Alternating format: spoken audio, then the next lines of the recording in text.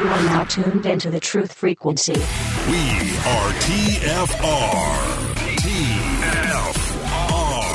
Truth Frequency Radio. Sit watching our TVs while some local newscaster tells us that today we had 15 homicides and 63 violent crimes, as if that's the way it's supposed to be. We know things are bad, worse than bad.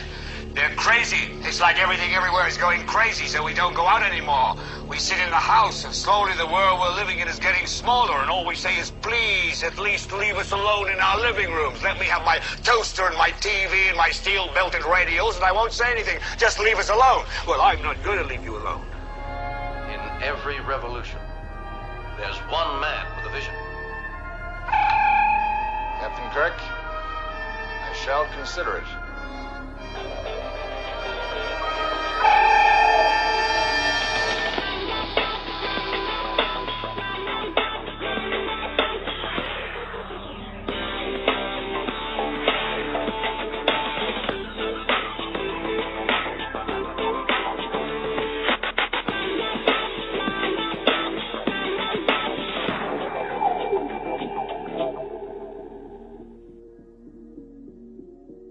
I've been a participant in some of the most insidious lies and witnessed to deeds that no crazed man could imagine. I spent years watching you from my lofty position to know that you were the one I could trust.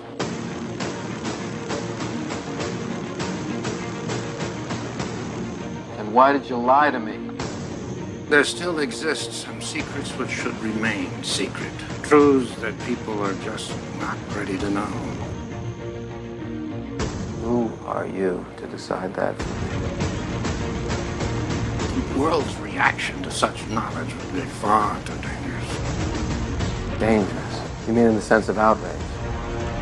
Like the reaction to the Kennedy assassination, or MIAs, or radiation experiments on terminal patients, Watergate, Iran-Contra, Roswell, the Tuskegee experiments. Where will it end?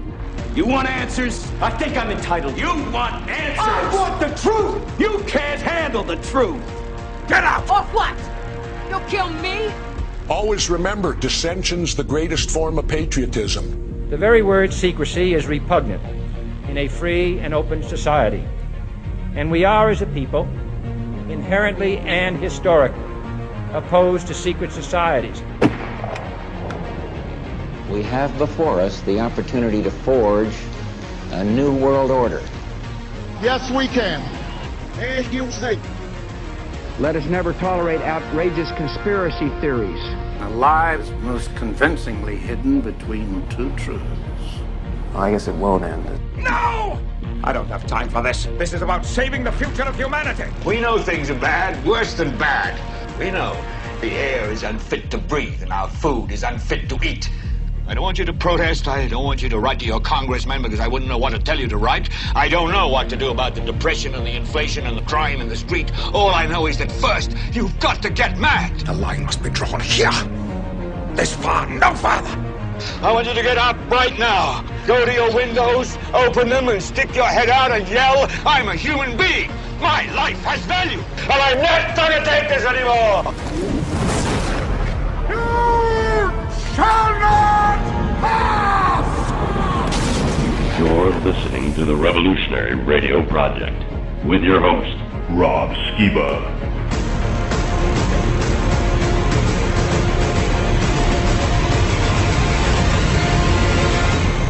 Hello and welcome to the Revolutionary Radio Project. I am your host, Rob Skiba, and tonight I'm bringing back Gary Wayne. He was on our show last week talking about his book, The Genesis 6 Conspiracy. And so since we've already done the introductions and all that good stuff, let's go ahead and just jump right in. Gary, are you there, sir? I am. Sure. I had my mic on mute. So very happy to be back here tonight and looking forward to another very, very interesting show for your listeners. So we're all ready to go. Yeah, well, I had a lot of good feedback from the last show, and I know we barely just scratched the surface. Hey, were you? Did you do a show of some sort with John Pounders from Now You See TV? I've done several with John. Oh, very cool. Very cool, yeah. And I've done, I think, 3 video ones with, make it 4 now with John since about October, and I've also done several audio ones. And if anybody's interested in any of those, they're on my website, www.genesis6conspiracy.com, and also on John's website and podcast locations. So yeah, and what he's been doing is sort of focusing in lately on specific topics. So I did one last week on the Templars, and one just before that on the Nazis and the relationship to this whole conspiracy and giants and the mythos that went with the Nazis, and one on Azazel. So it was a pretty interesting show. Yeah, I just was recently on his show and working with him to edit the video of the show that we did, and he usually puts like other shows that he's done sort of in the right-hand column, like thumbnails. I guess people can click on them, and the whole time I was looking at the video that we did together, I was seeing you up in the top right hand. Sorry. No, it's good, man. It's cool. Yeah, it's really good. So I'm trying to remember. I think the last thing we talked about was the Ishtar ISIS deal, chapter 15 in your book, and I think maybe we might have briefly touched on Atlantis, but that's kind of a bigger topic. And if we did get very far on it, we only had a few minutes. So why don't we start there? Maybe as a recap, anything you might have remembered from the last show, and anything else you'd like to share about Atlantis from your research. Yeah, I mean, when we talk about Atlantis, what I like about the Atlantis mythology is that it so parallels the Genesis story that, except that you have to remember that it's from a polytheist perspective. So we have, for example, Poseidon, who is the god, and of course in the monotheist perspective, he would be a fallen angel. And he takes human wives and he creates 10 kings that rule over the Atlantean Empire. And these 10 kings are Titans. And so we have a Nephilim story ruling over one of the major empires of the polytheist belief on the antediluvian world. And so again, and if people aren't familiar with it, with the polytheist belief system, is that they believe there were more than just the Sumerian civilization. There was at least 3 or 4, and if you expand, as I do in this section of the book, which is section 3 that we're talking about, I'll get into the 7 cult centers, the 7 sages, and the 7 gods that set up these cult centers and empires around the world. So when we look at Atlantis, it parallels pretty much what Genesis is talking about, where you have this creation of these Nephilim. They usurp the kingships. They start wars.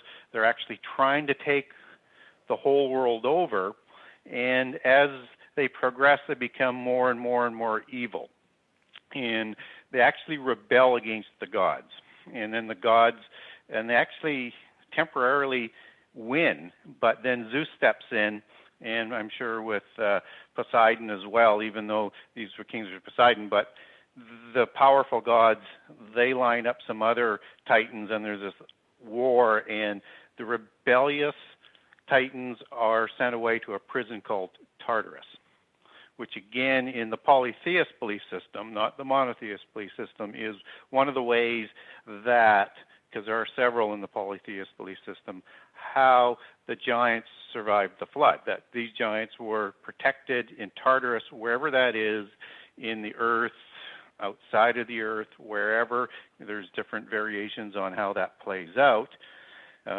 But they escape out of Tartarus after the flood. So this whole sort of thing about what happens with the Nephilim in Genesis, it has more context. Again, understanding that this is a polytheist belief system in Atlantis, but it parallels the Genesis story. And what's really interesting is, as I get further into the book, whether or not you're talking about the Templars, or you're talking about Francis Bacon, or you're talking about Rosicrucians, or you're talking about Freemasons, or the Royal College, they are absolutely infatuated with this belief to create the new Atlantis. and they call it in today's religion the New Age of Aquarius. But they want to reestablish the Golden Age, which in their belief system is the antediluvian period, and they want to establish it under the model of Atlantis. So this new Atlantis is to have the same amount of empires in it in the end time as they did in the antediluvian time, and that is 10 empires. And of course, anybody who knows prophecy, all of a sudden you're thinking about Daniel and you're thinking about Revelation. And part of this establishing these 10 empires, and this is probably going to talk a whole bunch about it in this show, is the Club of Rome was, as a secret society, was established to make this happen. And so they envision the world's going to be split into 10 empires. They would call them spheres of influence, economic zones, trading blocks, however you want to phrase it, but they already have the world split into 10, but that's later on in the book.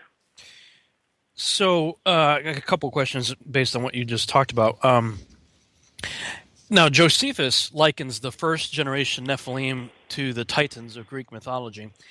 And, of course, in the Greek myths, you have the Olympians, which you mentioned, Poseidon and Zeus, and there would also be Hades, overthrowing the Titans. Now, I have seen compelling evidence on both sides of the flood for the Olympians. Do you place them solidly in the pre-flood world, or do you see the Olympians either making a return or originating in the post-flood world? I clearly, in my opinion, put them in the antediluvian world, and perhaps some of the unimpassioned ones are still out there, because I look at the highest level as fallen angels, as opposed to sort of the lower level of gods in the pantheon. So I would look at the ones that didn't participate in creating giants or other things that might have corrupted the antediluvian world and who weren't imprisoned into the abyss.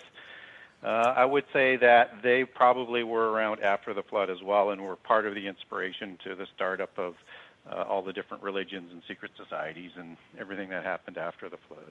Have you read any of the works of Dr. Ken Johnson? No. He had a book called Ancient Post-Flood History, and he traces the origin of the Olympians in the post-flood world. But like you, I see evidence of it in the pre-flood world. I took a different view on characters like Zeus. A lot of people want to say Zeus is like a fallen angel because he's always coming down from the sky and mating with women and whatnot. But the reason why I took a different view on it was all the stories of Zeus talk about him being born and growing up and dying. So I couldn't reconcile that with angels. I see no precedence for angels being born. However, the altar of Zeus in Pergamum was referred to in the book of Revelation as the seat of Satan. So it just seemed like, okay, well, whatever was going on with Zeus, he certainly had some kind of affiliation with Satan for the seat of Satan to be a reference to the altar of Zeus that was in Pergamum. Yeah, and I think you have to understand that there are different levels of the hierarchy in the pantheon. And so, for example, and I'm not sure whether we covered this in the last show or not, we might have, but similar to the Anunnaki and the Sumerian mythology and religions. So you have two types of titans. You have a titan that is an earthborn god or demigod, and Nephilim in this case, and then you have a higher form of titan, which is another god, but may not be as high up on the pantheon. And these middle gods may be when we look at what polytheism talks about in their doctrine is that they had the ability to reproduce gods by having gods mating with gods, because they could choose their gender as they came into this realm, to produce a lower level of god. So a Nephilim-like, but only, let's say, a heavenly Nephilim or a heavenly Titan. And so when we look at the Sumerian mythology, they also have the Anunnaki from heaven and the Anunnaki of the earth. And this crops up a fair bit around the world. So it's a consistent doctrine that when they're talking about some of these gods, like let's say Prometheus. And when we look at the Greek flood story, and we have Deucalion and Noria or Nama or Horia or several other names, and depending on which Gnostic gospel that you're looking at or which of the mythologies you're looking at in Greek, as the Noah for the Greek mythology. Well, we're not talking about a human there. We're talking about a Nephilim in that mythology surviving, because Deucalion is the son of Prometheus. And whether Prometheus is another Nephilim or a higher form of Nephilim that is somewhere in between, or a fallen angel, doesn't matter, because Deucalion becomes a Nephilim in that mythos surviving the flood. Surviving the flood in what way? On an ark. Oh, interesting. Just as Gilgamesh is, and we'll probably cover that a little bit further off today if we stay on this section, that is not a Noah story. What's not a Noah story? The Epic of Gilgamesh. Oh, okay. So, go with it. Let's go with it right now. Okay, fine. So when we look at the Epic of Gilgamesh, and this is all happening in the preamble that I'm talking about. So we have Gilgamesh, who's introduced as this Nephilim king who survives the flood. And he's also, Gilgamesh, his name goes back to the books of Enoch and is recorded. That Enoch was one of the giants that Enoch told that the flood was coming and there's nothing that they can do. So I'm thinking, connecting dots here, that it's probably the same Gilgamesh. So this Gilgamesh is a demigod, as it writes out in the Epic of Gilgamesh, and he's produced in the same way all of the giants are produced. And he's a typical role model, evil Nephilim king. He ruled as a king before the flood. He rules as a king after the flood. Now, he is telling the story of the flood story of Ziusudra, or Upnapishtim, to a fellow named Enkidu. And Enkidu is another enunciation of it, but same character. So this character is created after the flood, and as all Nephilim are created, and he is produced to offset the evil of Gilgamesh. But unfortunately, that plan doesn't work out, and they become the best of friends. So now we have, in this Epic of Gilgamesh story, a story of a giant surviving the flood and a procreation of a giant after the flood.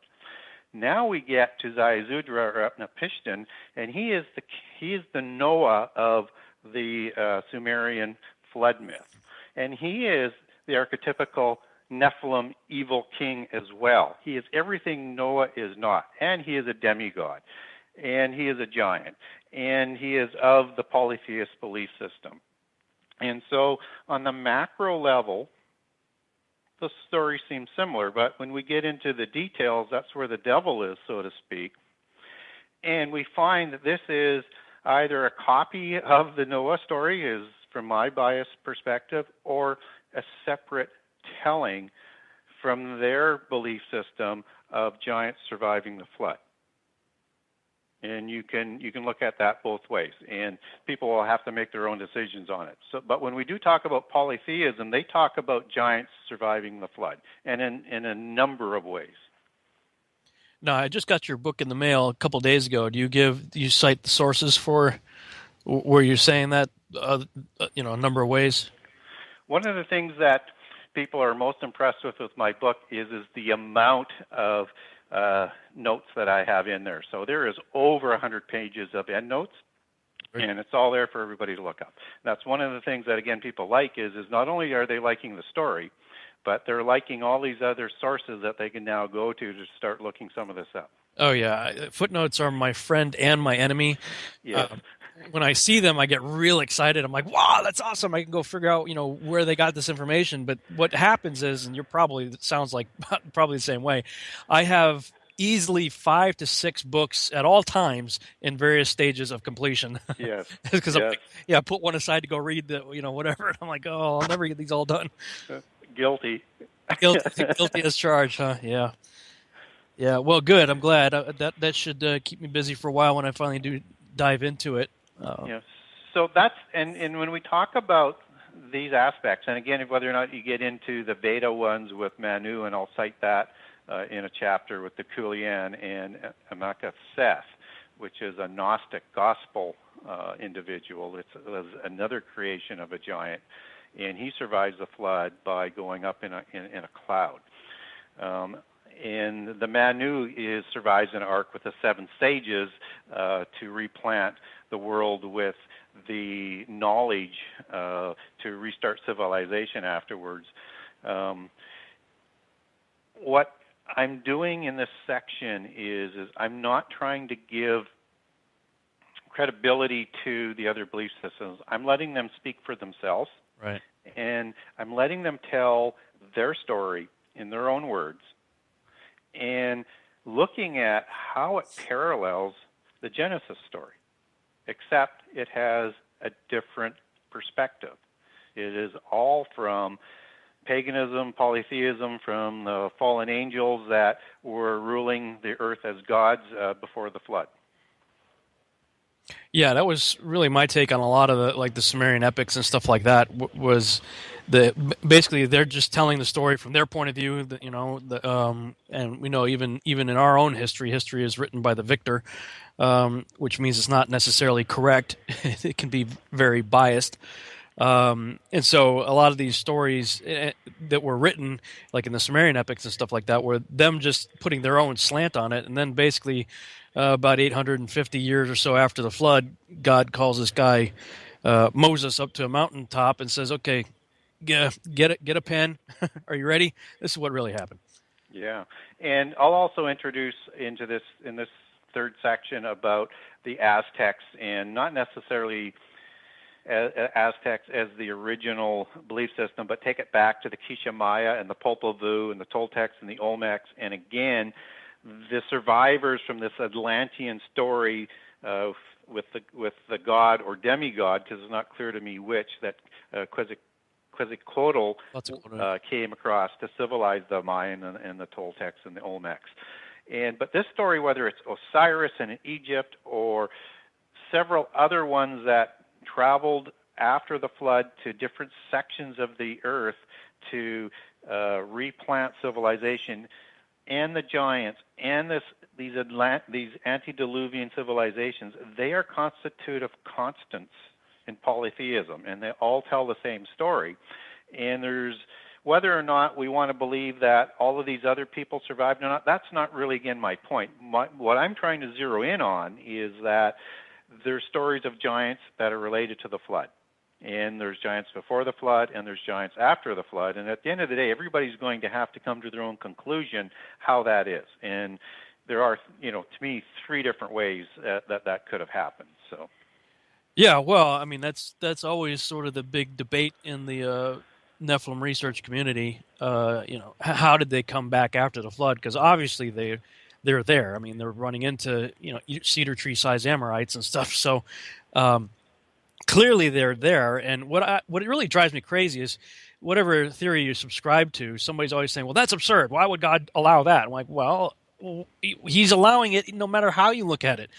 So whatever your pet theory is, we both end up with the exact same result. And that result is he wanted them there for whatever sovereign reason, because they are there afterwards. Absolutely. And again, I mean, I look at it, there's 3 ways that they survived. They survived with an ark or some other survival system if they did survive.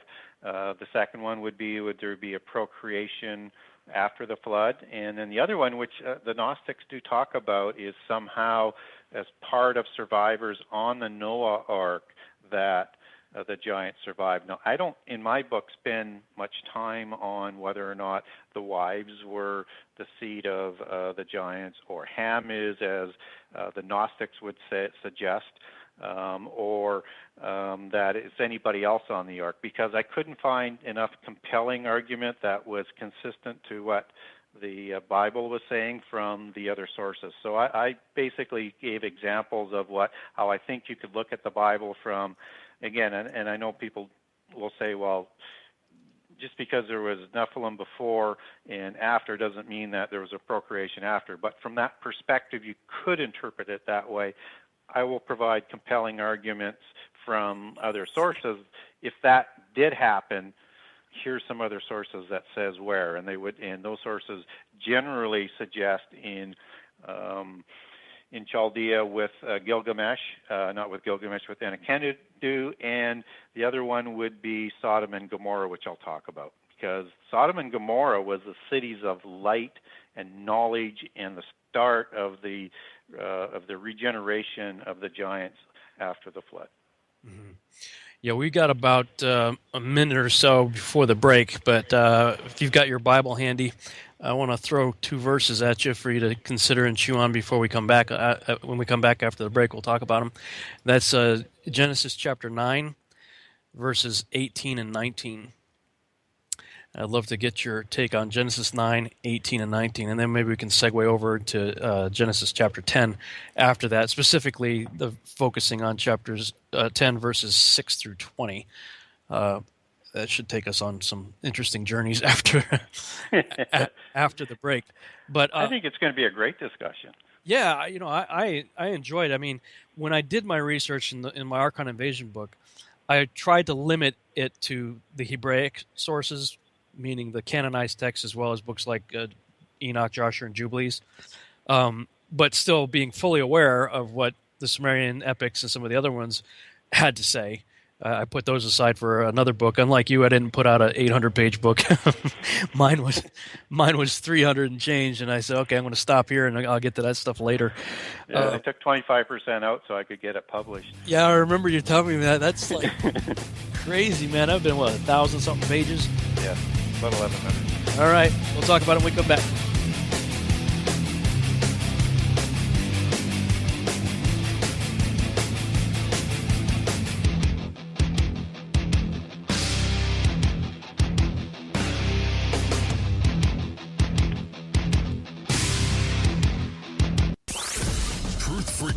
With Chris and Shuri Geo. Friday and Saturday on Truth Frequency Radio.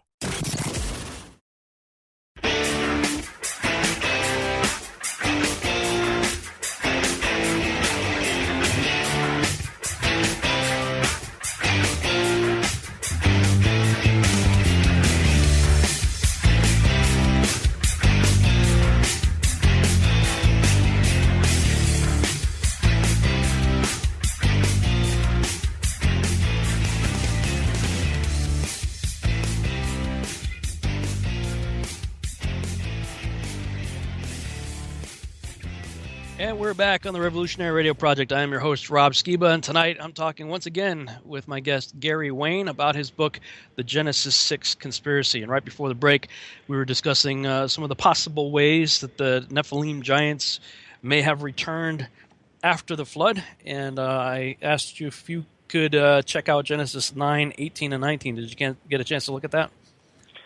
I did, and I think you're probably looking at the Curse of Cain. No. Okay.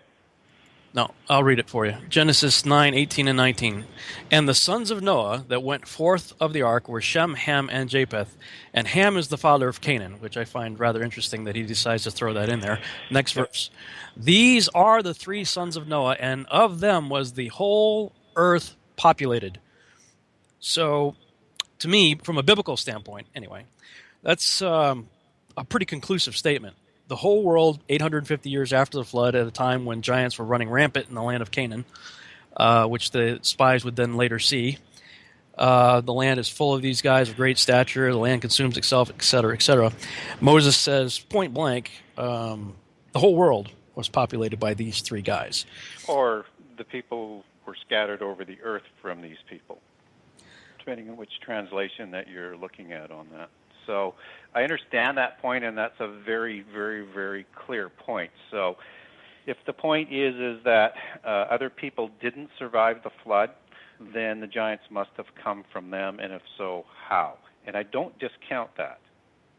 But I also don't look at that as being absolutely, I would say, let's see, what's the right word, conclusive. Well, yeah, if you were to take... See, this is where people get real funny. Because some people go completely ballistic on you if you do anything but sola scriptura. If you deviate from the canon, they'll go berserk on you. Yeah. But and the reason why I say that is sorry to interrupt, Rob, is that if we look at a few other peoples that are in the Old Testament, in several of the books, and so you've got other giants that aren't related to the descendants of Canaan, whether they be Anak or Rephaim, and I'll make a case in my book, Amalekites, and I'll make some other ones. And I do make distinctions between certain kinds of giants and the ones that either came from the Ham lineage or the Canaanite lineage, or that Japheth and some of the sons and descendants of Noah married into them to become hybrid giants. But where I'm going with this is, if I didn't lose my train of thought, is that there are other peoples that aren't giants that are listed, and so there's like the Kenizzites and the Kenites as two that come to mind right off the top of my head, and they don't go back into the Table of Nations, and their history would suggest that at least they believe, or as people have talked about them, is that they take their lineage back to Tubal-Cain and to Cain. And then there's the Gerzites and the Geshurites as well, which has the sort of same kind of connotation to the Amalekites and who they married to, and the unknown existence of the Horites. And again, I know there's going to, and we'll probably be getting into this because you and I are really into this as giant geeks. The difference is, was there a error made in describing the Horites and the Hivites? And you may not go there, I don't know, but I know that's one of the arguments that are out there. But my point is that there's these other peoples that don't go back to the descendants at all in the Table of Nations, and they sort of come out of nowhere. Let's see. Genesis 10, 15 through 19 talks about the Hittites, Jebusites, Amorites, Girgashites, Hivites, Arkites, Sunites, Arvadites, Zamorites, and Hamathites. And all of those are mentioned in many of, or not all of them, but a majority of them anyway, are mentioned several times throughout the Torah as well as the book of Joshua as those that are marked for utter destruction. Sure, but it also doesn't include the Avites, it doesn't include the Amites, the Ozim, the Zamzunites, and other peoples, right? So I'm not disputing that the Hittites or the Hivites, and certainly the Amorites, weren't larger people, and they may have been giants, or they could have been hybrid giants. They could have been offspring, interbred in a larger form. For me, it's an either or. All I do know is they were totally corrupted after the flood, and that they were considered giants in most sort of writings. But were they pure Nephilim? That would be the argument. Numbers 13:33 says that these were Nephilim that came from other Nephilim. So, and clearly after the flood, you start to see a marked decrease in size. Yes. From like upwards, if we take a cedar tree, Amos 2:9, as a scale, a small, modest cedar tree gets to 35 feet. The cedars Lebanon got to 150 feet, but erring on the small side. Let's say the Amorites were, as described by Amos, cedar tree size, but when you get to Og of Bashan, who is an Amorite, he's only 13 to 15 feet, depending on how you read. And Goliath. Well, depending on whether it's a royal cubit or a common cubit. Right. That's why I say depending on who you read, depends on what cubit they're going with. And Goliath, same thing. He's anywhere from 9 to 12 feet, depending on who you read. So they're definitely shrinking. But the Amorites, they're mentioned 85 5 times, I believe, in Scripture, and the Philistines are mentioned over 200 times. Yes. And Philistines come from Caphtor, son of Mitzrayim, son of Ham, who stepped off the ark with no mention of angels. So, and I'll connect them back to being either a hybrid giant or a purebred that goes way back, like what you're saying.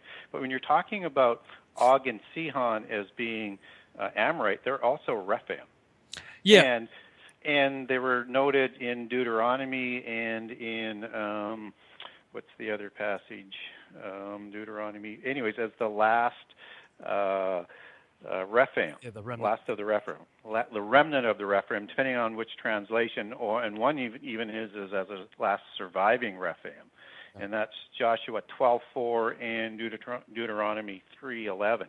And what I find really odd on that, because that's why you want to be very careful, or people ought to be very careful to being too dogmatic, even though I want to be, and I know everybody wants to be, is how could they be the last of the Rephites?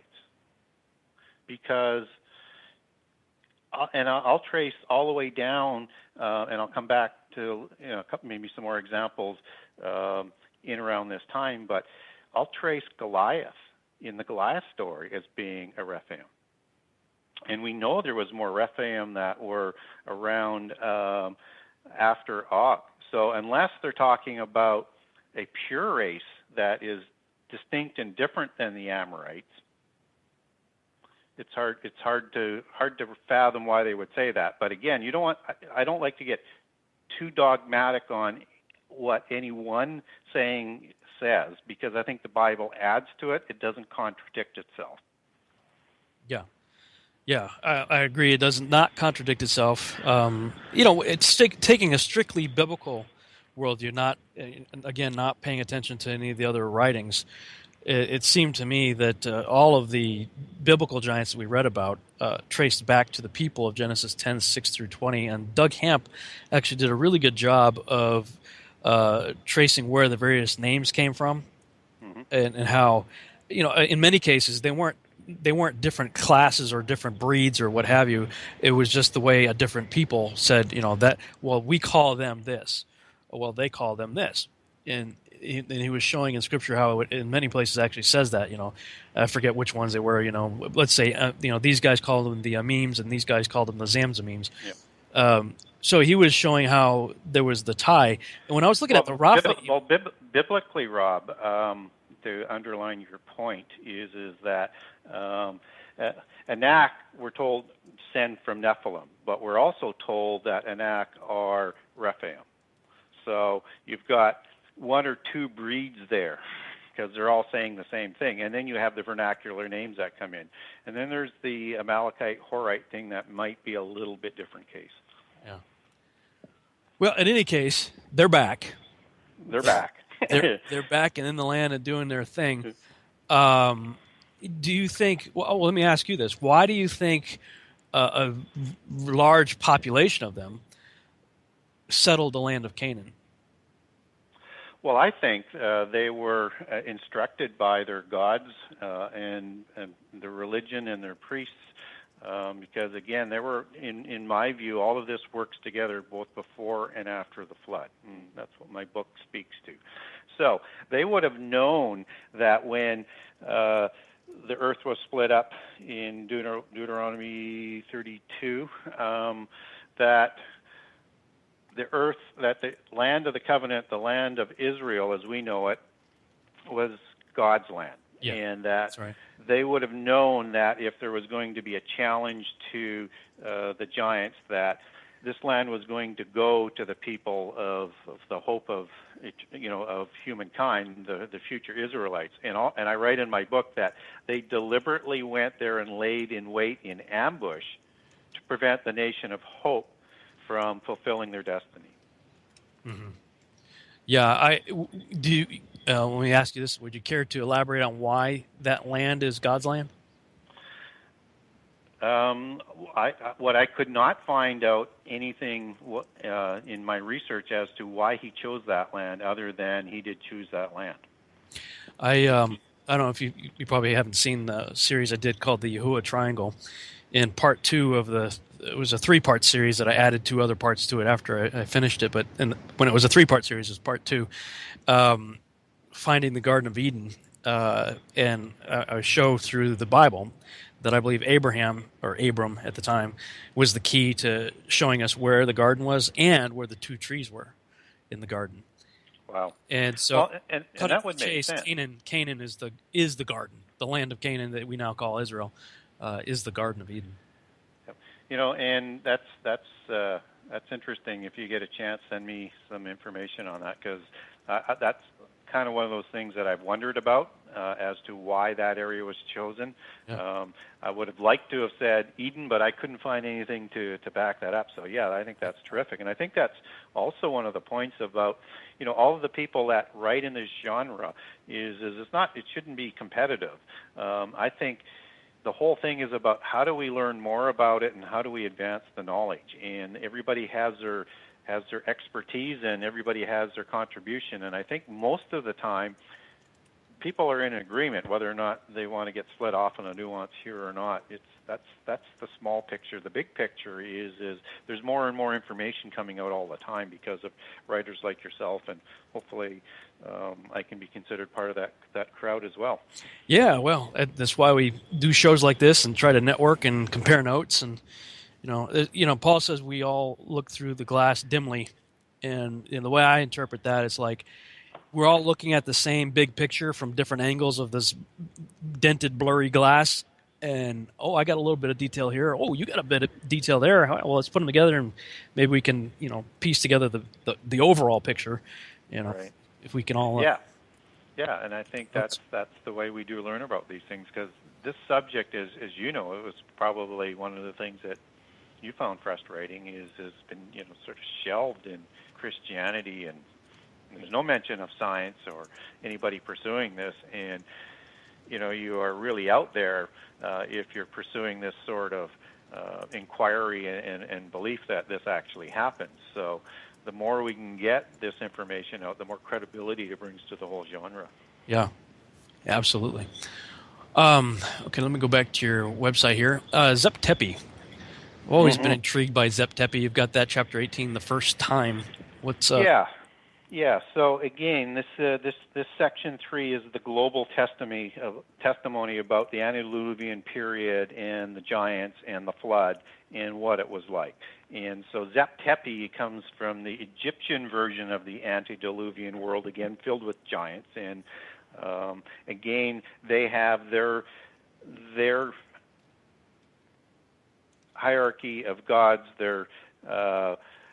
That goes back to the antediluvian epoch, that is, again, trying to be replicated after the flood. So what is Zep Tepi? That's the first time. That's what that translates to. That's the golden age that you'll hear of, whether it's in Roman mythology or in Greek mythology.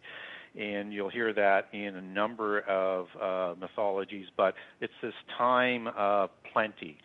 It's this time of Eden. It's this time of long lives and no disease and all this food. And this is talked about whether it's in Atlantean mythology or in subcontinent Indian mythology or even in North American Aboriginal mythology. Anywhere around the world, we have this golden age that took place that went awry. And it went awry because of the introduction of these giants who started to slaughter people, who even drank blood, and that's where the whole vampire thing comes in, and I'll talk more about that in my book in later aspects of the book.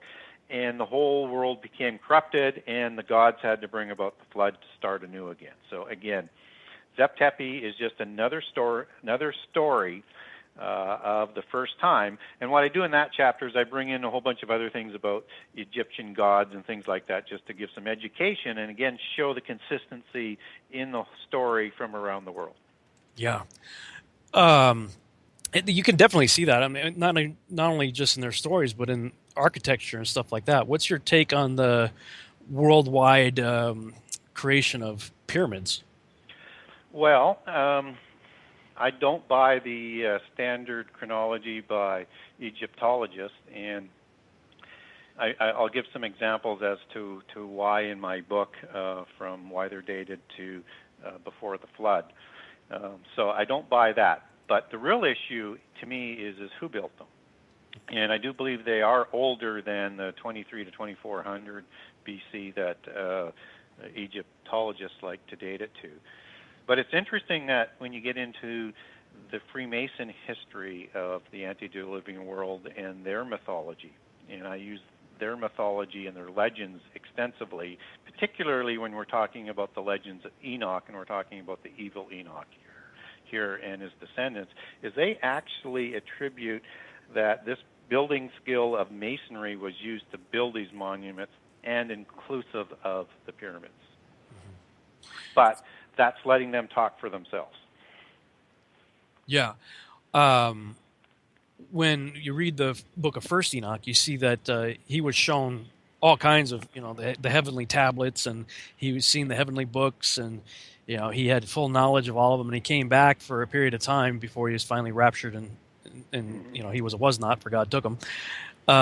He taught everything to Methuselah, and then you read Josephus's account on it, and he said that the sons of Seth were the ones who built a monument in Egypt that was based on a prediction that Adam had that the world was going to be destroyed twice, once by fire and once by water. So they were to build two structures, one of brick in case the fire was first, and one of stone in case the flood was first. Well, we know the flood was first.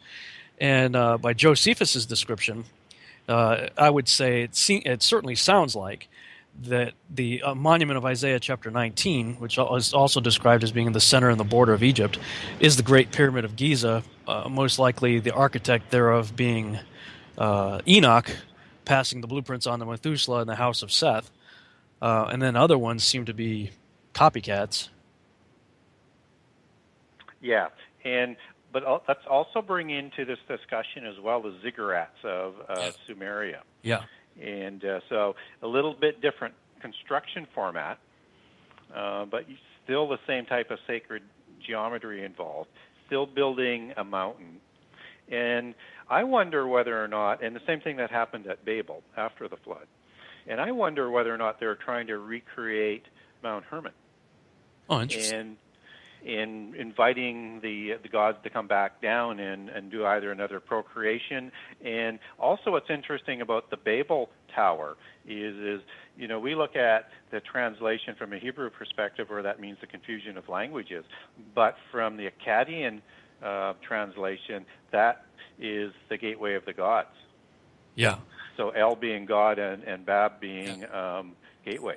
Yeah. And so I wonder whether or not there's a lot of that religious sort of symbology that's going on there. And also in the Freemason, and believe me, you can't believe how much information the Masons have on this. They believe that the people in the antediluvian time were organized into communities and into civilizations to build monuments to worship the gods, and great monuments. And then in the other legends, that's where you get into the other ones where possibly it was them and their sciences that built the pyramids before the flood. Yeah. I don't know who built them. Yeah, well, I mean, all of us would be speculating anyway, because, especially like the Great Pyramid, which is funny because most of these temples and whatnot in Egypt have hieroglyphs all over the place, honoring the pharaoh or, the campaigns of whoever was alive during the time it was being built. And, they're really proud of their stuff. But here you have the most impressive structure on this earth that doesn't have any writing on it. Or at least if it did, it may have been on the 144,000 casing stones that have been since removed. It just seems really bizarre, unless it wasn't meant to ever honor a pharaoh, unless it had another purpose. If it had anybody that was of this world, they'd be, in that position, they'd be honoring themselves. They'd be falling all over themselves to get their inscriptions on it some way. And the Egyptians have left a lot of inscriptions. Ooh, that was built into their culture. And, we have the same type of pyramids over in Central America. And again, archaeology likes to date those again to being, a couple thousand years old at the oldest. But again, if you talk to the people there and their mythologies, is that they say they didn't build them. It goes back into prehistory. and then there's Machu Picchu, and you've got all these different things that were going on before the flood that just make no sense from what modern secular science and archaeology likes to tell us. And when you're talking about hieroglyphs, and again, this is coming from what the Freemasons believe, and Enoch, the son of Cain, they believe, and also Orientalist writers, but they're Gnostic and polytheist as well. But so understand that bias. They believe that Enoch invented the first writing and the hieroglyphs as part of this development of these sciences. And they did that so that they could keep track of the knowledge and keep track of the laws and the rituals for this new sun-worshipping religion that they were developing, that Enoch the Evil was, because he was a sun worshiper. And I'll talk all about this in the book. Do you? I don't remember if I asked you this last time or not, but I'll ask it again. Either way, do you believe that the Tower of Babel was built over or in the same region or vicinity of a previous structure that may have? Yes, and Eridu is the place, as I recall. Yeah. And I'll give some Sumerian mythology that backs that up, and it's a story of Babel that is pretty much identical, but again from a polytheist perspective at Eridu. And what you also might find amazing is I'll also give an example of a Babel being built that is in the Aztec and Central American mythology. Now, I'm not saying that. What I'm not saying on that is that there is different Babels around the world. All I'm saying is I find it amazing that we have Genesis account being duplicated again in other religions around the world. Yeah.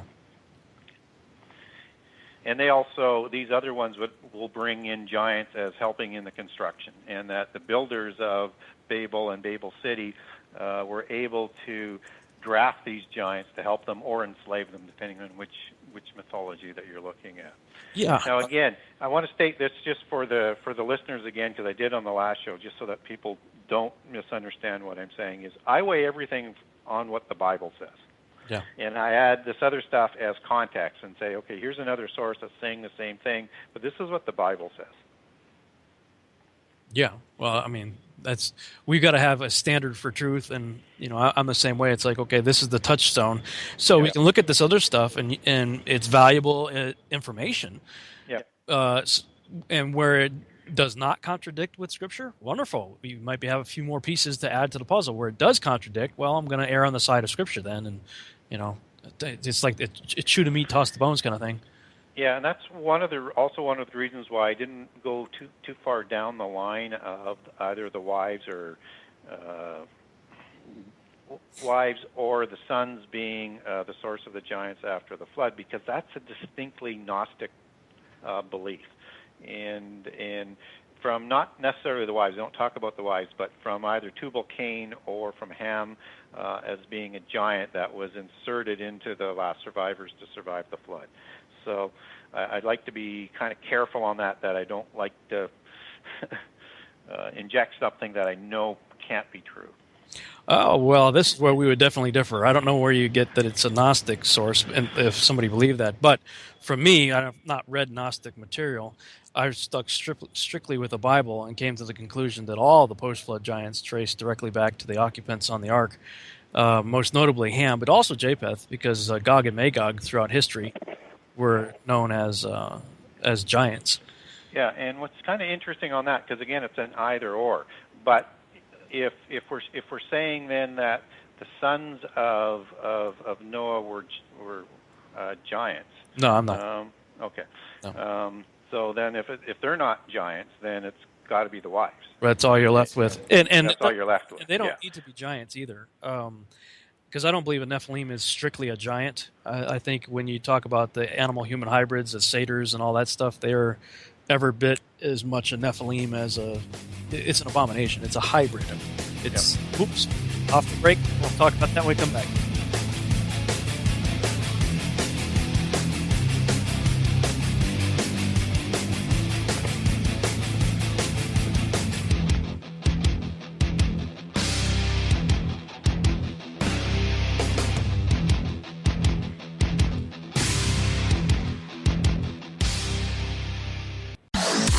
No hate, no hype, no fear.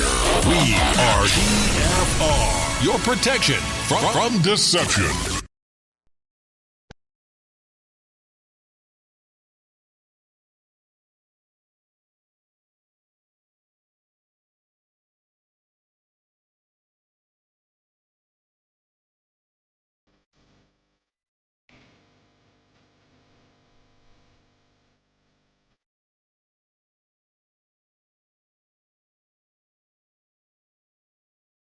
We're back on the Revolutionary Radio Project for the second hour. I am your host, Rob Skiba, and I'm talking with my guest, Gary Wayne, the author of the book Genesis 6 Conspiracy. And right before the break, I was talking about the idea that Nephilim are not necessarily just angel-human hybrids, but could be just hybrids in general. And one of the reasons I would say that is because in Numbers 13:33, it says that the Nephilim that they encountered were Nephilim that came from other Nephilim. So you have at least two types of Nephilim then. You have angel-human hybrid Nephilims, and you have hybrid Nephilims that were the result of Nephilim mating with either other humans or other Nephilim or what have you.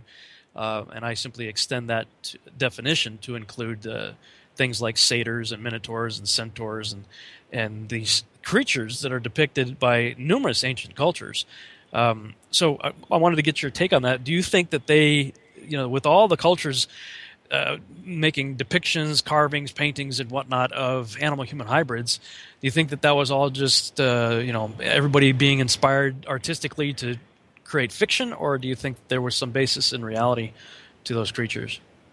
Yeah, I think it's so heavily tied to their religion and their mythology that I don't believe it's imagination. Yeah.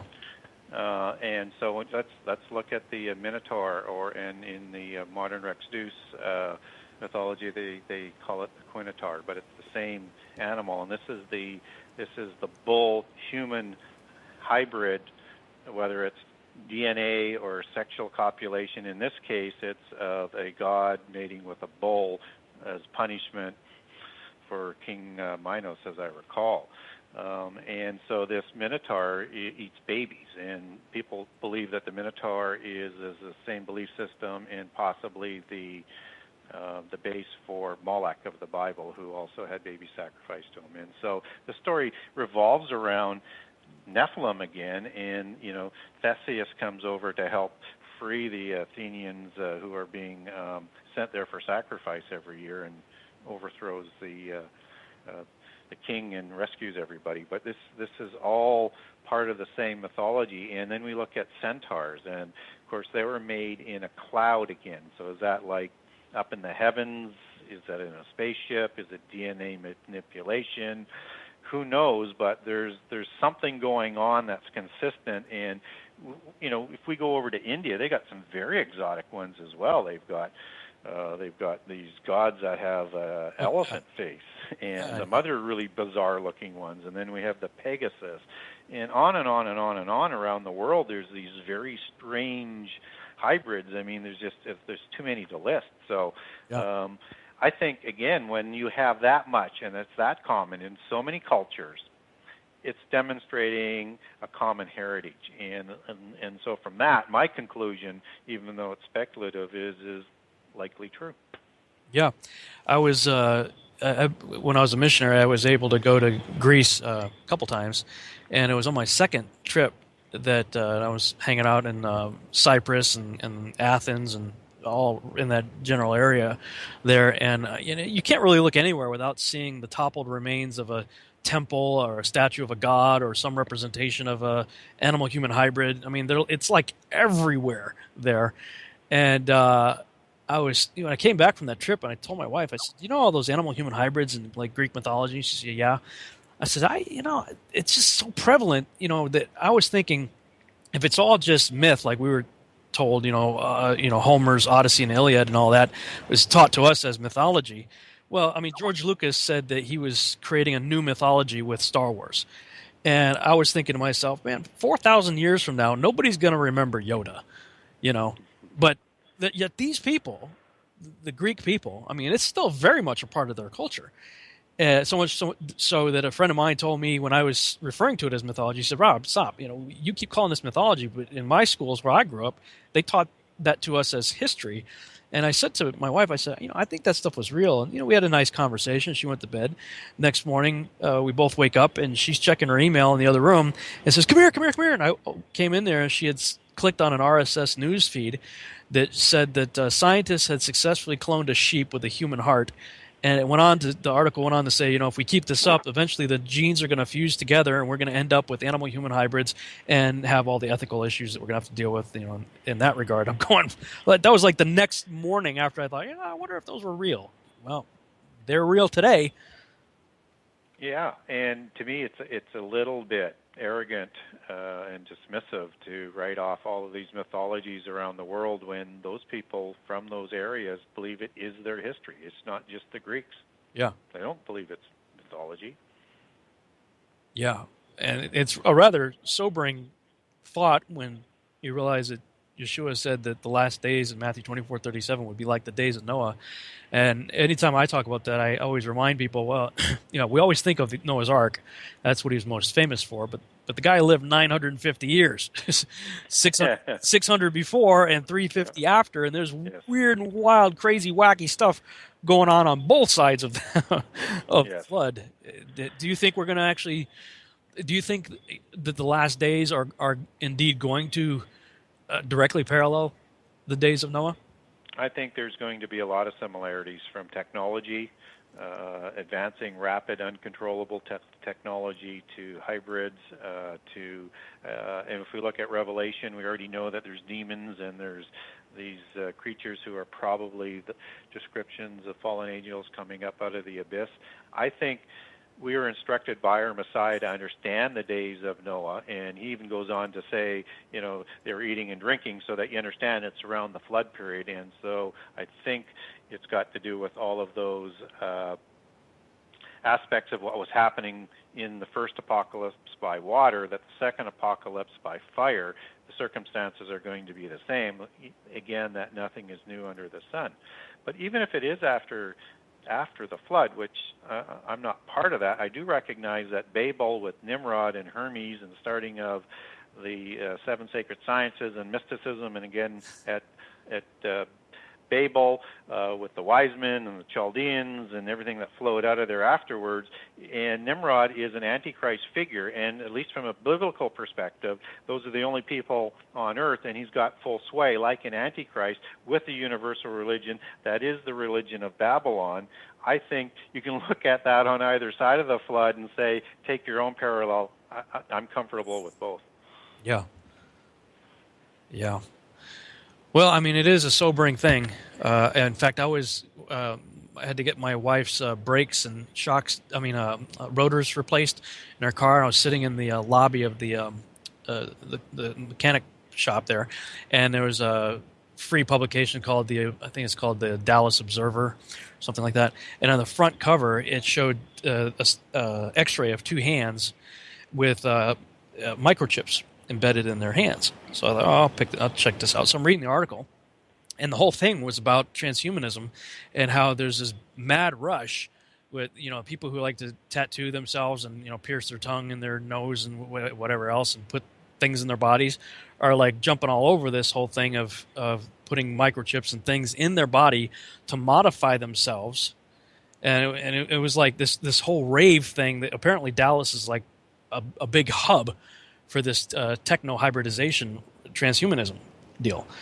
And I'm like, wow. I mean, between that and what scientists are doing in the laboratory, I mean, we are rushing headlong right exactly into the days of Noah. And it's my feeling that Genesis 6:3, where it talks about that they had 120 years, was the warning flare that went off and said, basically, guys, if you don't knock it off, you've got 120 years. And then I'm going to wipe everything out. And I feel like we're now taking our steps into that last 120-year warning.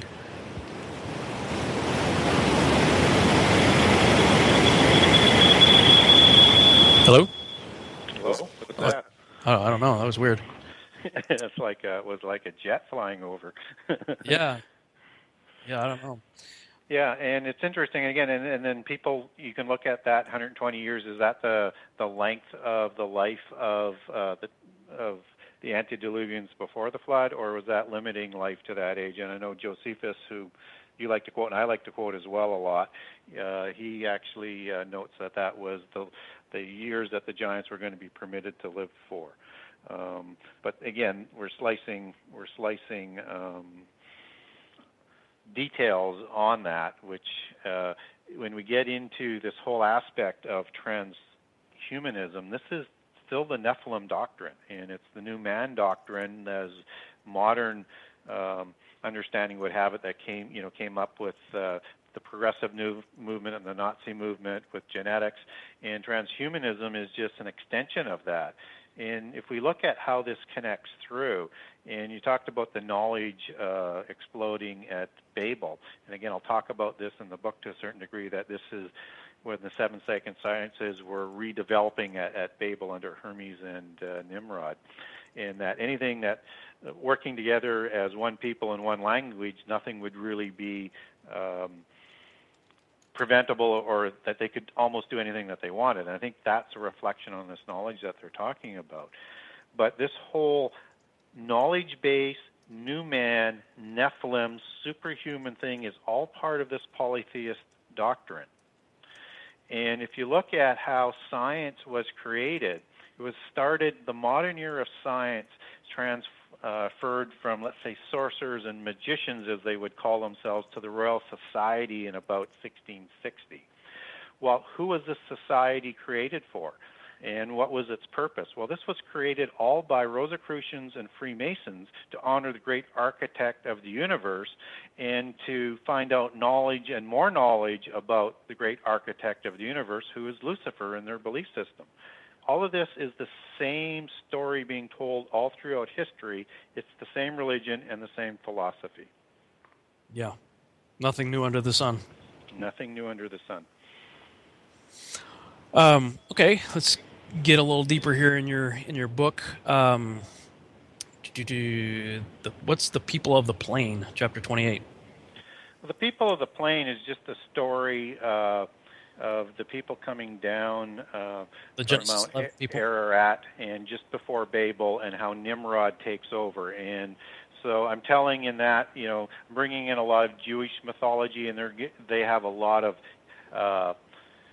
history that they have in their mythology, and I'll use Louis Ginsburg as my main source for Jewish mythology, and he was considered one of the giants of getting the various myths. No pun intended. Yeah, so to speak, yeah.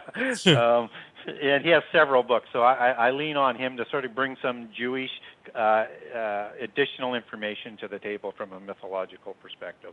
And so I'm just sort of preparing at this point in that section of the book of the people of the plain for Nimrod and Hermes and what he had set up and what he tried to do in the chapters. What I mean, I've always kind of joked about it. If their goal was to build a tall structure, why would they build it in a plain? It seems to me that if we go the route of an enclosed circular world under a dome, it may make a little bit of sense. But it seems like if they were actually trying to get into heaven, they would start on top of a mountain, unless it was some sort of a Stargate type of scenario. Is that sort of where you go with it, or what's your thought? Yeah, it's a shrine for sure, or a monument, and to who? And it's obviously not a monument to God in terms of respect, because God doesn't let it be completed. So it's obviously then a sign of disrespect or honoring their own gods, and that arrives at the same end. And so a lot of the mythology will have Nimrod climbing up and creating these terrific speeches, similar to an Antichrist figure, on how if God ever gets out of line again, he'll climb this ziggurat and he'll fire his arrows and he'll slay this evil god because he's not stronger than the gods that they worship. And this whole thing about why they built it is just honoring their gods, and it could be to recreate Herman as a stargate, and this is speculative, but it could be. But I do believe there's a correlation there to honor Mount Hermon, where the giants were created, because the society that Nimrod created was like a Nephilim king would do, and so Nephilim or Nimrod would either be a Nephilim or a Nephilim hybrid or a Nephilim wannabe. I fall on the perspective, and a lot of people think he's giants, but I've come down on it just from my own research and speculation, is that he probably wasn't, because he's in the Table of Nations, and but I also respect that a lot of people think that he was a giant. But at the end of the day, we have the giants, we have the 7 sacred sciences, we have a manifestation of this religion, these sciences, and what the giants like to do in a pyramid, which is what they were building, and it was either to have the gods rejoin them to procreate, rejoin them just to rejoin them, or it was to honor Mount Hermon. All of it leads to the same end, in my opinion. Yeah. I lean toward the idea that he was not born a Nephilim, but that he genetically modified himself because of the way it's worded, not only even in the English, but also in the Hebrew, but specifically the way it's translated in the Septuagint. That was it Genesis 10, 8, and 9, I believe. It says in the Septuagint point blank that he became a giant. But the word began in Hebrew it's used, the same word is used elsewhere for defilement, prostitution, usually has some sort of sexual connotation to it. So at least it appears that through some sort of sexual manipulation of some kind, he may have modified himself. And I wonder, and it's speculation, but I wonder, because Jubilees tells you that Arphaxad had a son named Canaan, not spelled the same way as Canaan, and his name is omitted from the King James Table of Nations, but it's in the Septuagint. And Jubilees says that he found some writings after the flood from the Watchers, and all it says is, I think it's in Jubilees 8, if I remember, it says that he sinned because of it and hid it from Noah for obvious reasons. But if that's true, if that story is true, then he's a direct first cousin with Nimrod. So it kind of makes you wonder, did maybe these two get together and Nimrod, figure something out?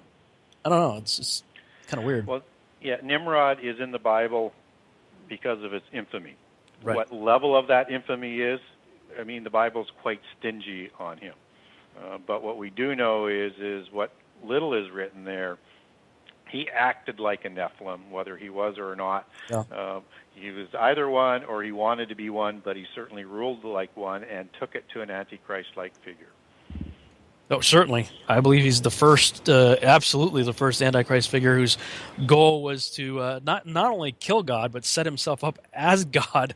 The Joshua account goes into a lot of detail describing what his plans were. And there's an interesting piece, though, where God does the judgment on them. There's 3 camps. They each had different assignments. In one camp, God caused them to just kill each other off. And one camp, he turned them into like apes and elephants. And you mentioned the Hindu pantheon earlier, and 2 of their big gods is Ganesha and Hanuman or something like that. Ganesha being the elephant head guy, and the other one being the monkey head guy. And so it kind of makes you wonder if that story is to be taken literally, if that whole group of people who went away from the Tower of Babel as mutants or some sort of abomination went off and settled the area of India and became the gods that we see over there. Well, what we do know from history is that the religions of India, Buddhism, and then the religions that went to China, whether it's Confucianism and over to Japan, that's all has the same root that was exported out of Chaldea. Yeah. And I'll cover that information off for the reader in the book as well. So, if that's true, and if it's true that there was these elephant-type figures that you were just talking about, and we have those elephant-type figures of gods in the Vedas and in statues in India, makes sense. Yeah. And I wasn't aware of those elephant figures till tonight. Yeah. in your account there. Yeah, it's well, whatever the chapter is in Joshua that covers the Tower of Babel incident describes that, and I was like, "Well, wait a minute," because I had been to India. I was a missionary in India for a while, and oh wow, you could see. I mean, those things are. I mean, wow, it's everywhere, you know. And they got some bizarre ones over there, that's for sure. Yeah. So, and then of course the remaining third, were the ones that God confounded their languages. And so it's interesting because when you got the other third leaving the Tower of Babel, all talking about the same guy who was the emperor basically of the world at the time, Nimrod, now he's taking on other names. And and then you start seeing various depictions of a sort of a hunter, war / agricultural god. That many of which the synchronicity is too in your face to ignore. That it appears to they funnel right back to this one guy. So yeah, and I think the god is it Nimru that they merged him with in those writings. Well, there's several. Ningirsu was an earlier representation of Ninurta, who was a war / agriculture god. That eventually they split. They took the agriculture part out and the war part out, made two different entities, to symbolize those. And interestingly enough, those two are symbolized in the front entrance of our nation's Capitol building. You have Mars on one side and Ceres on the other. Yeah. Amazing how that happens. All the other Egyptian symbolism that's also in Washington. Yeah, big time. Well, okay, let's see. Moving on. Let's see what else we have. Okay, what is when you're talking about the curse of the Amalekites? Mm-hmm. Curse of the Amalekites. Okay, so that is following the destruction of the Amalekites, and the curse comes from Moses and from God for attacking the Israelites when they were still sort of a worn-torn, ragtag tribes of, slaves that had just come out of Egypt. So Amalek, who is from another line of Abraham. So you have, when that split up, you had Jacob and you had Esau, and so Amalek descends from Esau, I believe it's his grandson, and so the Amalekites are these people that are trying to usurp the Abraham covenant, the Messianic covenant, and the birthright covenant that they thought their ancestor should have had. But they did not get it. And so they attack Israel first when they're weak and not ready for battle, not trained, and Moses and God look upon that, and most of the listeners out there who are familiar with the Bible will know this story, that they looked upon that in disdain as the worst thing possible. And so this curse remains, and the Israelites are instructed that after they've taken the promised land and they have a land of peace, that then they will go back and take out their curse on the Amalekites. But the Amalekites, the reason why I'm talking so much about the Amalekites is that there was a giant in prehistory named Amalek, and that it's not clear whether or not Amalek of Esau started the tribes and nations of Amalek, or this descendant of Esau actually took the name of the Amalekites. And so when I look at sources, whether it's Unger's or Nelson's on dictionaries and encyclopedias and that, this Amalekite nation is very, very unclear, and I'll make a case in the book that they're probably the Horites. Or there's two different tribes there, but they have this ancient sort of history, and they have this antediluvian connection, and I'll follow that through. But at the end of the day, they were either a hybrid set of giants, a purebred set of giants, and I'll lay both of those cases out, and they attacked Israel right in the beginning of the Exodus. And when I'll make a case further on in the book with King Saul and King David that part of their covenant, their kingship covenant, was to finish dealing with these giants and wipe them out, and Amalek was included in that. Yeah, we just read it in the Torah portion last weekend in the book of Exodus, that there's basically never going to be any peace for the Amalekites. God's just going to, he's got a vendetta. Well, and what makes them unique is the Amalekites swore a blood covenant to wipe Israel from the face of the earth. And God's like, oh yeah? And so the punishment was leveled in equal proportions to them because secular history does not record the Amalekites. Oh, interesting. Only in biblical history. And so it is absolutely divine proportioned judgment for how they were judged and what they were trying to do. Again, I do believe that they were trying to usurp the birthrights and the Messiah birthright in as part of taking that whole succession of those gifts into the Nephilim bloodline. Okay. And I'll lay that out in the book so that kind of makes some sense. Because you are talking about two different peoples. You've got the Amalekites that descend, as the grandson of Esau. Then you've got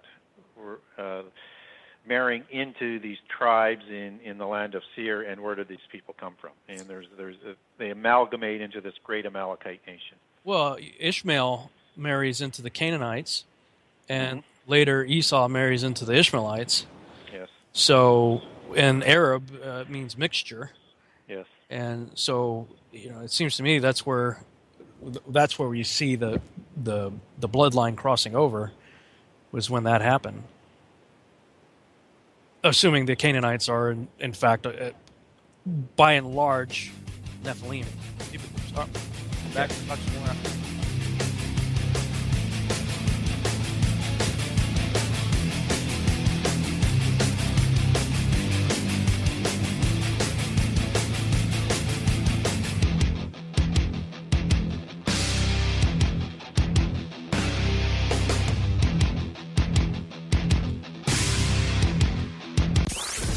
The Kev Baker Show with Kev and the crew, Monday through Thursday on Truth Frequency Radio.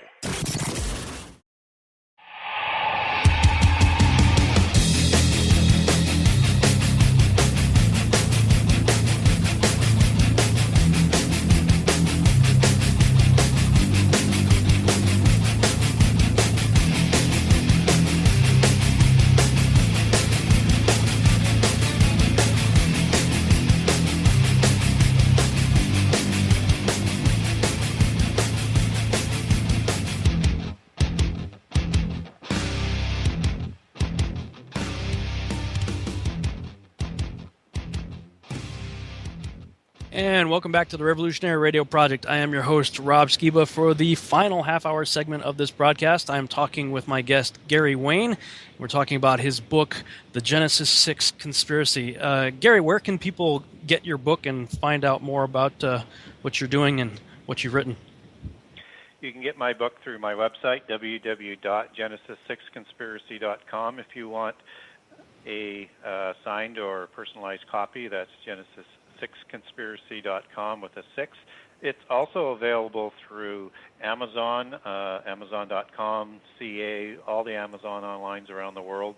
It's also available through Barnes & Noble, online and through their stores. They're not stocking it in Barnes & Noble on the stores, but they can order it.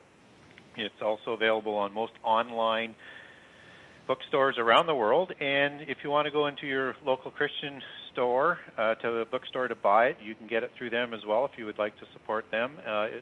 My book is distributed by Send the Light Distribution, who supplies the Christian bookstores. Oh, very good. If you're looking to follow me, you can follow me at Gary Wayne 63 on Twitter or on Facebook as Gary Wayne, and I also have a couple of Genesis 6 conspiracy pages on there as well. Yeah, and I can say if you go to his website, Genesis 6 Conspiracy, and that's with the number 6, Genesis number 6, conspiracy.com, you can click on the tab where it says the book, and he's got section 1 through, looks like section 8 there. And what I've done is clicked on section 1, and he's got little snippets, don't you? You get like you've given a generous portion, it looks like, from each of the chapters for people to read. I have a very generous portion so that they can get a bit of a flavor and a bit of a flavor as to how much information is going to come at them. Yeah, and so we've been sort of going down the column on the right side there. When you click on that, he's got his chapter outline there, so I'm just kind of going through them and sort of randomly picking some interesting things to talk about. What about the chapter 40, the new man? What's going on with, what's the new man? Well, now we're moving into the modern period, and so I end the section 3 with the Goliath story and the Avites and King David and his men hunting down the last of the Rephaites in the land of the covenant. At least that, as far as we're told in terms of the Bible of the giants. So now I'm moving things forward into modern time, because I want people to understand that what happened in prehistory is very relevant to what's going on today in all aspects. And so section 4, where the new man is that I am making a transition into biblical prophecy and how things were similar back in the time of Noah as what they are today. So in the chapter of the new man, we're talking about different aspects about what a modern Nephilim might look like, and that we're very quickly closing in on the ability to do our own DNA manipulation, if that's what we want to do to create superhumans. Or could it be a alien DNA manipulation, and start talking about maybe who these aliens are, and I'll cover more of that as the book unfolds, whether they're demons or different species or fallen angels. But certainly if we look at prehistory, there was a DNA manipulation. And I'll also start to introduce the concept of the new man concept, which is the modern incantation that we talked about of a superhuman. Whether it's bigger, stronger, smarter, lives longer, whatever it is, it's the same philosophy that's going today that was in prehistory. And, of course, now the popular word is transhumanism. So I'm just easing the reader into where we're starting to go. Yeah, very cool. Okay, so segueing from that then to the age of Aquarius. Yes, and again, talking a little bit more of the age that we're in and how the polytheists will look at it, that they have end-time beliefs and end-time prophecies as well, whether they're 100% accurate or not, but they do have this rendezvous with destiny, this new age where there will be the opposite of what we think as to who's going to be the weeds and pulled out, and that the age of Aquarius is the new age millennium. And I'm now introducing this belief system into and sort of shadowing what it does with prophecy. And that they also believe that in the new age of Aquarius, that this epoch ends in apocalypse as well, and by fire. And I'll lay that out in terms of how they believe that. So again, just sort of moving this forward into some of the more major prophetic aspects of what section 4 will talk about. Okay. So yeah, it looks like we're moving progressively into more, deeper territory, at least from our context anyway, segueing into the modern times and the New World Order and all that kind of stuff. Yeah, so section 4 is, most Christians will be quite familiar with prophecy, and I'm just laying out not a detailed aspect of all of prophecy, because those are many, many books in themselves, but just like the major issues of prophecy, and introducing what the other side talks about, preparing them for what I'm going to talk about in the rest of the book, and that how they're going to bring about the end time. Yeah, excellent. And also introducing characters and thoughts and philosophies, whether it's the secret societies or the alien phenomena or the Gnostic religion, or terms like the disciples of light and the children of light and who these people are. But it's not in super long detail, because we're trying to cover off in here just the main characters, and then the last sections will really start to dig into these aspects. Very cool. So then what is the sign of Noah? Well, the sign of Noah is essentially the what we had talked about earlier, in terms of what Jesus had said about the days of Noah. Okay, so it's and it will be like the end time. And so again, I create the parallel, and just because I'm also trying to hit readers that aren't familiar with the Bible. And so I'm going to say what the New Testament says about what the end time is going to look like in terms of people and what it looks like and what happened in antediluvian times. And I'll sort of parallel those in a couple of chapters there. Yeah. Okay. And I'll also move, as we're moving forward into here, we'll get into the Babylon chapter, Babylon City, and I'll describe who Babylon is, and that I'll break down Babylon as being a combination of almost government-like, but a religious government that works with the New World Order, but a religious center and a business center of the world. And that this is the new Atlantis. This is Tyre, as Isaiah describes Tyre and its destruction and what Tyre was like. And I'll use three sort of metaphors from the Old Testament. One would be Tyre, the other one will be Babylon, and I will also use Nineveh to describe the different aspects of what this future Babylon was described by the Old Testament prophets. And I'll also link in that from the polytheist perspective that this is their new Atlantis city. So so Babylon is a model for the new Atlantis? Yes. So then Babylon is the new Atlantis from a city perspective and from a religious dominated government perspective. Yeah, an ideology. Yes. So I know several scholars who subscribe to the idea that the United States is Babylon. I personally do not share that belief, but I do believe that we are fully immersed in a Babylonian system, and that Francis Bacon and company had the whole idea behind setting America up was for America to be the new Atlantis. Well, a model for the new Atlantis. Yeah, or to bring it about. Yes, and to be a significant player in bringing it about. Yeah. And now what they're trying to do is reel it in. And so the new Atlantis would operate similarly with not as many states or empires, but maybe they are within the empires. But so you have one central government, and you have these mini-states that are working together. And so they have a split of power, but the main power and the tax levers and everything is in the central side.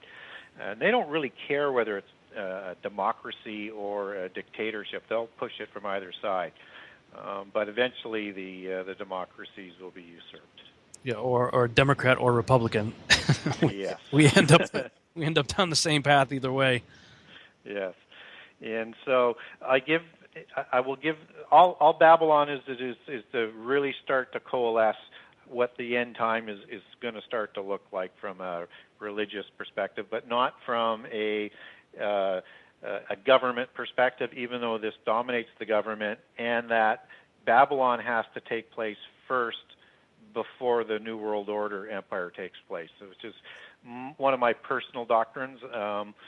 Not that I'm going to stand on it as being infallible, but if I look at prehistory, is I look at a number of things that are consistent. So, at Babel, for example, we had the religion first, and then we had the government, and then we have the Antichrist figure. And in the antediluvian time, we had Enoch and the religion, and then we had the Nephilim come along, and they're trying to establish their world government, and then one rises to a level of Antichrist-like figure. And I think it's going to be kind of similar in this end, so that the Antichrist actually just sort of takes this whole thing over when they usurp three of the empires. Yeah, when our troops pulled out of Iraq in 2011, December, there were a bunch of reports that followed showing how we left 500 military bases. We built the largest embassy in the world in ancient Babylon area, and we left behind hundreds of millions of dollars of state-of-the-art military equipment. And my comment at the time was, wow, we sure did set somebody up. Here you go. It's all set for whenever you're ready. Yeah, what did we think was going to happen by doing that? Yeah, they were saying, well, sometimes it's too costly to ship these things back. I'm like, really? It costs more in shipping than it does in manufacturing to make an M1 Abrams tank. Really? Yeah, really, and somehow it's a good idea to fund all of these rogue factions that are over there with weapons. I don't think so. So, you've got an interesting chapter 45. It just caught my eye. Reflections from within the Third Reich. Yeah. So what I'm laying out here is because I'm throwing a lot of things at people, and I'm going to throw a lot more as the next chapters roll out. Is let's now talk about a semi-modern parallel example that we can look on that will be very similar to the end time, and that's what the Nazi regime is. And the Nazi regime has the Antichrist figure with Hitler, and it's trying to set up its Third Reich, which is a reign of 1,000 years, which is the false millennium. It has its own religion, and that's what people don't understand, that the Nazi regime had developed their own church by 1933, and it was distinctly anti-Christian and distinctly anti-Semitic. And this regime and this movement was set up by the secret societies and Theosophy, which developed into what they slanted into a version called Ariosophy, and that's the Aryan aspects that's coming in. And so they were imposing their own religion.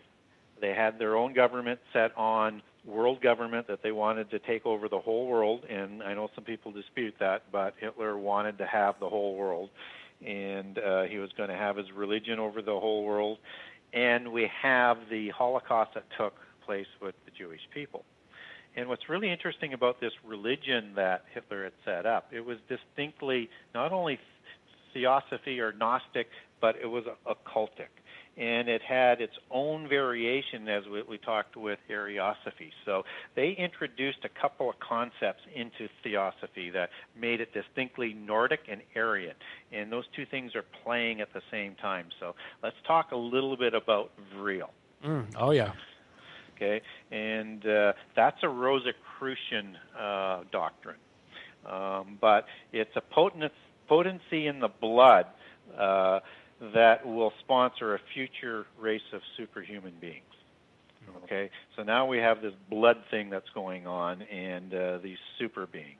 And I know there's a lot of speculation of Rh negative. I'm not linking that. I think Rh negative is interesting. All I know is what the Vril is, and that's something special in the blood that comes out of prehistory that's going to produce super beings. And they overlaid another idea that was, and just before I move on that, Vril is also a belief in a doctrine based in race purity and bloodlines. And, of course, these bloodlines go back to prehistory. And Volkisch ideology, also known as Das Volk or folk soul or the new man concept, again, to create this new Nephilim. So we have all of this brewing, just as what we did in antiquity and what will happen in the end time. And, of course, Volkisch ideology that is overlaid on this religion and in their whole political doctrine, it's based on a hero cosmology or a hero collective. And when I talk about hero, I'm talking about ancient Greek and Atlantean heroes. And this is the inclusion into this Volkisch ideology of the Thule, which is the Aryan ancient or Aryan antediluvian society of Atlantis. And so they believe, as the Aryan concept, that they are descendants of these Aryans from Atlantis, or giants. And this whole blood Nephilim thing interbreeds. And so all of this comes together in this awful, horrible thing in Nazi Germany. And I think we can look back and I'll lay out a number of interesting things in this chapter for people to look at, that take a close look at this as a religion, as a government, as a belief system, as a political belief system, and what they did as to what's going to happen.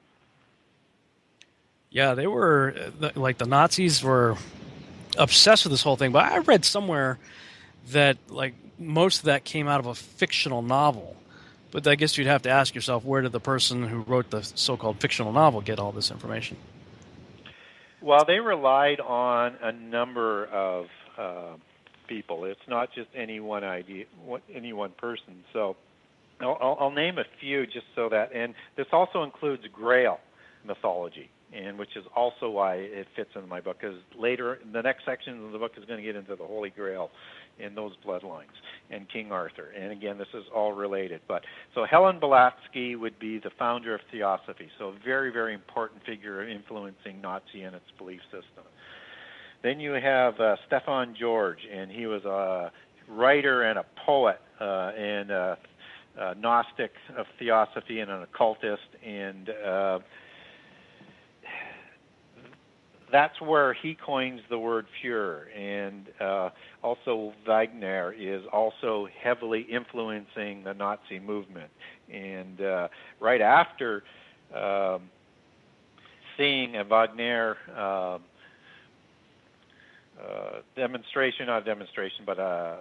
concert, a theater, that's when, in 1933, after that, for inspiration, Hitler goes out and announces his Reichschurch. There's von Liszt, there's Jorgen Lanz Liebenfels, there's Sabetendorf, there's so many other people that were affecting and pulling this whole thing together from all these whole bunch of different levels of Germanic society, and different organizations that were also funding these groups.